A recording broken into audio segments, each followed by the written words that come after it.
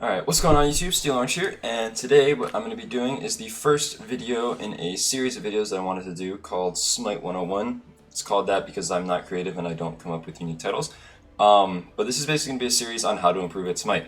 And so there's sort of two people that I think will benefit from this. The first is the person who hasn't been playing the game very long. You're either brand new to Smite or you just, relatively, a beginner at the game, and you're just not really sure what to do to improve or how to get better.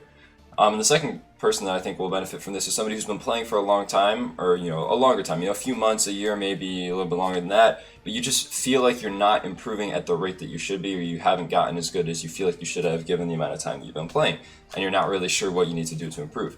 And so the way that you can sort of treat this is not as a sort of quick fix guide, like do this, this, this, and this, and you're going to go from bronze to masters by the end of the week. That's not going to happen because there's no tips in the world that exist that can do that. Think of this more as like a training plan, things that, concepts that you can focus on as you're playing, things to practice to get better at, and, ways of thinking about things that will help you get better at those specific concepts that are going to be very important to making you a better Smite player. And so I'm going to be doing a few videos on those and release them in a series. The first one I'm going to be doing, which is this video right here, is warding. I've already done a video on warding, but I wanted to do it again just because it's so important, and also I wanted to have all the videos in the same place. So without further ado, we're going to talk about wards. The first thing I'm going to talk about is a small quick fix. Just if you haven't been doing this, it'll give you a small improvement right away, and this is one of the few things you can do that will give you an immediate improvement, albeit not a big one, but still, this is important. Is if you're not buying wards, buy wards. This is the most important thing to improving, is if you're not buying wards, buy wards and buy them often. A ward is the most cost-efficient thing you can buy in this game. It costs 50 gold for a regular ward, or 120 if you're buying a sentry ward. And what that 50 gold can do is, let's say that you put a ward, here, we'll look over on the minimap here where I'm pinging. Let's say you put a ward right here, right? It's 50 gold. But if that 50 gold catches a rotation at 3 minutes into the game that saves both you and your mid laner from dying, now you're saving yourselves not only the gold that you would have missed from being dead for 10 seconds or whatever it is, so that's like 30 gold, but you're also saving yourself from losing probably 1 or 2 waves even, which is 100, 200 gold probably. And you can also prevent your camps from getting invaded, so now that's saving you more experience, more gold from those camps. You could potentially, if they killed you, they could translate that into an objective like a Gold Fury or a Portal Demon. They could translate that into ganking another lane, which puts them behind, lets them invade more. So just those early kills that can really snowball, especially in this meta. If one ward, or even multiple wards, prevents that from happening, that is the most cost-effective item that you can buy in the game, just for 50 gold. That's it. You can save all that pain, that trouble, and possibly prevent one early skirmish going wrong and sending the entire game spiraling downhill. And with a sentry ward, when you can kill other wards, this costs you 120 gold, but if you find a ward, then you get 50 gold back, so that's only costing you 75 gold, and it gives you all the benefits that I just told you about regular wards.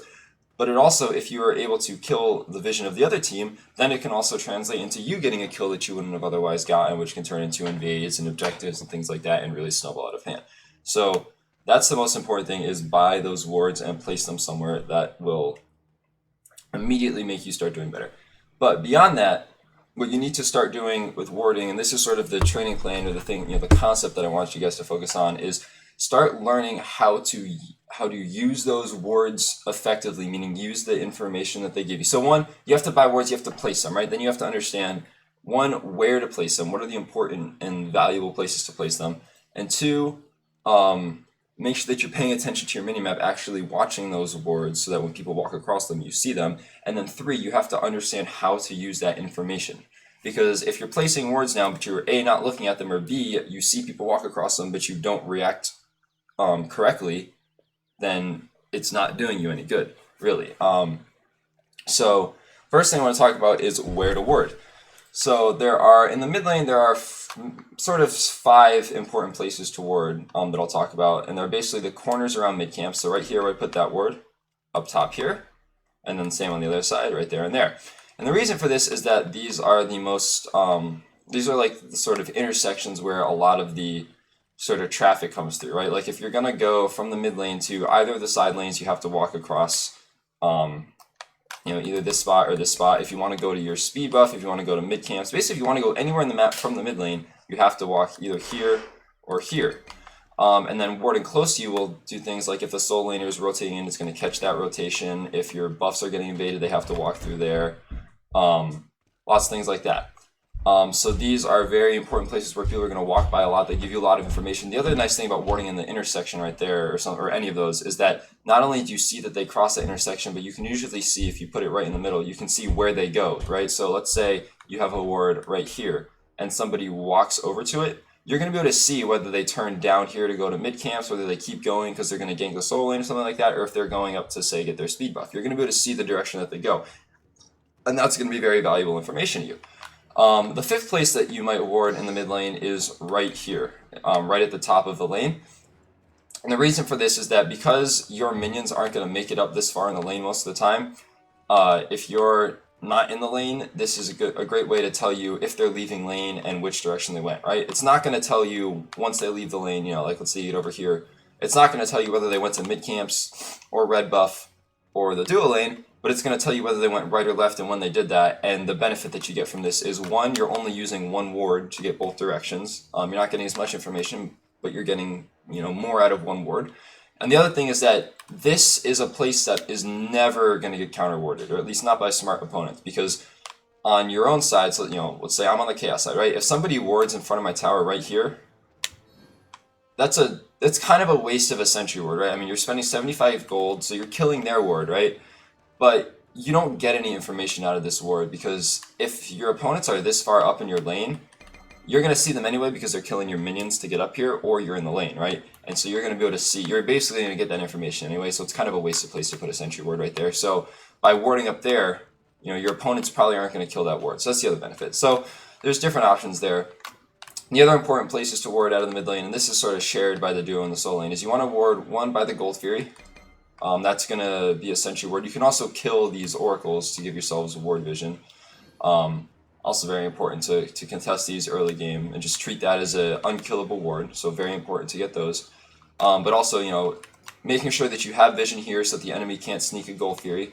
And also warding here and here, or not there, sorry, right about there, if you're planning to actually attack the Gold Fury, because if the opponents are going to come contest, you want to be able to see them ahead of time.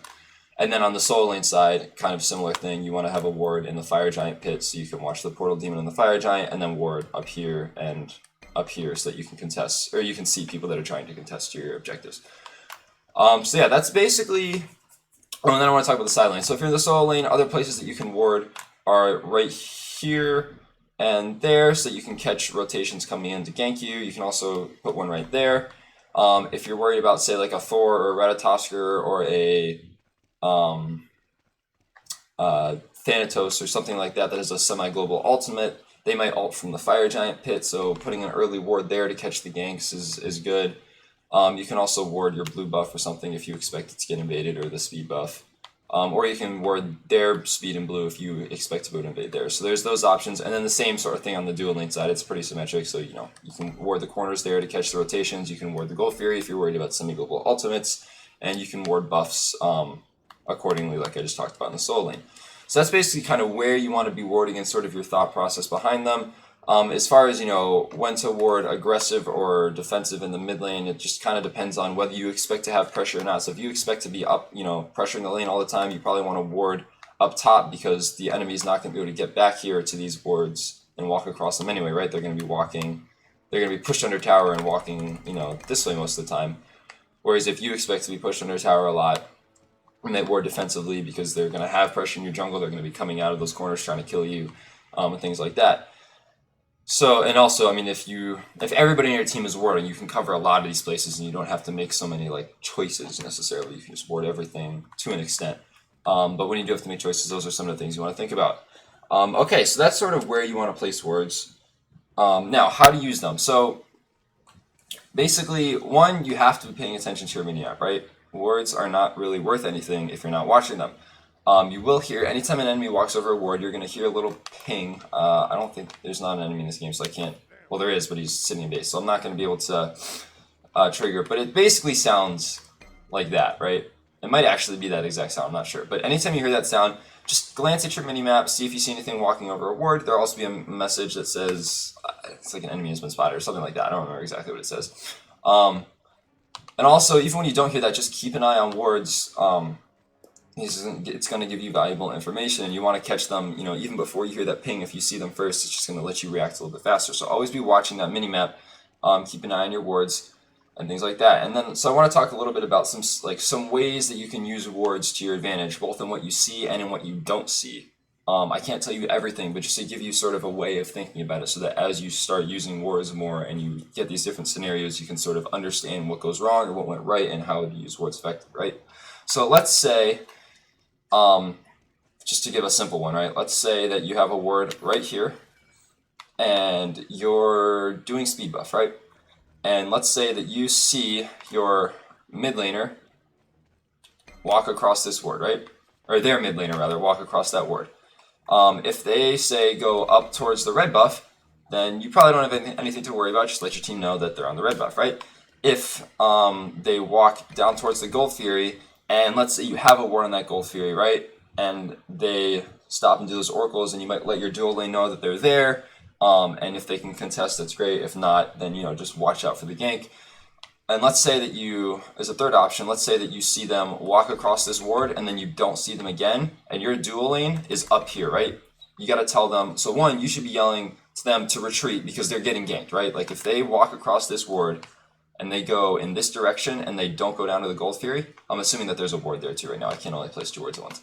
And they don't go towards the Gold Fury and they didn't go towards the red buff, they're going to the lane, right? Like they're not just going to walk over here and then just stand around, right? They're going to kill the people in your lane. So one, you want to be calling that out to them. Also, in the dual lane, you should be paying attention to these wards. Just because you didn't place those wards doesn't mean don't pay attention to them. So you should also see that. When you see them walk across that ward and not go towards the Gold Fury, you better be booking it out of there unless you're like 4 levels ahead and you think you can kill them, which is probably not likely, because you're about to die. So that's one example. And that uses both what you see, like I said, if you see them go across this ward, you know that they're going in this direction, right? But also what you don't see. If you see them go across this ward and then you don't see them again, you know that they have to be coming this direction, right? Because they're not, you didn't see them come down here, and they're not just going to walk over here and then like hub up towards their tier 2 for no reason. Like, it just doesn't make sense. So that's a good way of using both what you see and what you don't see. Let's say, as another example, let's go over to the solo lane. Let's say you're playing solo. Let's say that an enemy walks across a ward right here and heads up towards the speed buff, right? Let's say it's a jungler, right? So you see that, the jungler's there, right? And you're kind of, pushing the wave. And then after you both push this wave, let's say that your solo laner just, innocently walks over towards their blue buff. There is a 99.9% chance that the jungler is also at that blue buff, right? Especially early on in the game, because the jungler just went towards the speed, and then, 5 seconds later or whatever, the solo laner goes into their jungle to the blue buff. The solo laner, I don't know which one I said, the solo laner goes toward their blue buff, the jungler is going to come over and help them. So if you just decide to, wander up in here to try to, press the next wave or something, or, try to, like, proxy the next one or something, you're going to get ganked and you're going to die. So even though you didn't see the jungler, actually run over here, if you see them go to this ward and then you see and you don't see them walk back over it, so that's using what you see and what you don't see, and you also see the solo laner come over here, you're probably about to get ganked, or at the very least you know that the jungler is in position to gank you if you step out of position. One more thing to talk about, and then that'll be the end of this video, is let's say that you have wards right here, and let's say the mid laner wards right here, right? And then your dual lane wards that corner and that corner, right? Let's say you're in the dual lane, so I'll walk over here to the dual lane, and you see the jungler walk across this ward, and then you don't see them again, right? So they walked across this ward here, and then you don't see them walk across this ward, and you don't see them walk across this ward. Well, that means that they're not coming to the dual lane because you didn't see them come across. I mean, they could be, but let's say that you've waited you've waited 7 or 8 seconds, and you haven't seen them walk across those wards. They're probably not coming to the dual lane because they would have gotten there already, right? So that tells you they're probably on Gold Fury, and so if you're able to, you should call that out to your team and go contest the buff, right? So that's one situation. Now, let's say, slightly different situation. Wards are in the same place. You see the jungler, walk across this ward, and then you don't see him again. But there's two new pieces of information this time. One, the Gold Fury is not up, and two, the jungler that you just saw walk across that ward is a Thor. Now, there is a 100% chance that one thing is happening, and that is that the Thor walked across this ward and then ulted from the Gold Fury pit right here. So you are turning around and getting out of there with your finger on beads, ready to immune the stun or whatever. Or let's say that you are playing a character with a jump or something, right? You're going to turn around and you're going to hover over your jump and wait for him to land on you, and then you're going to jump, right? Because you are getting ulted from that Gold Fury pit. And that is just another way of, you see them walk across a ward and then you don't see them walk across other wards. So you have to use that, that sort of lack of information, or, not seeing them in a certain place to understand where they have to be. So hopefully that gives you a sense of how to use wards and how to, understand the information from them. Obviously, there's a lot more situations. I just gave you like 2 or 3, but it's just important to, one, start buying wards more often, start placing them down all the time, because the more wards you have on the map, and the more information you're getting from those, the more practice you're going to get in interpreting that information and making decisions based off of it. And even though you're not going to make the right decisions every time, you're at least going to be able to, when you die, you're going to be able to retroactively see, okay, well, I saw him walk over that ward, and then I made the wrong decision or something based on the information that I had, and this is what I should have said. And so you're going to, you're just going to be exposed to those situations where you have information from wards more often, and you can start learning and improving your ability to use those wards, as opposed to just not buying wards. Or, my favorite thing to do is buy wards and then hold on to them for 10 minutes because I forget to place them. And just, you don't get that practice. So make sure you're buying wards, make sure you're placing them down, and then really start focusing on what that information from those wards tells you, and try to learn how to make better decisions about your gameplay based on the information that you have from your wards. Alright, so that's it from this video. I'm going to be uploading more videos on different concepts on how to improve in the next few days, so keep an eye out for those. And if you enjoyed the video, one of the most important ways, and one of the best ways you can support me, is to check out my Twitch channel, twitch.tv/steelorange. It's Steel Zero Range, just like my YouTube channel. And I'll see you there. Thanks for watching.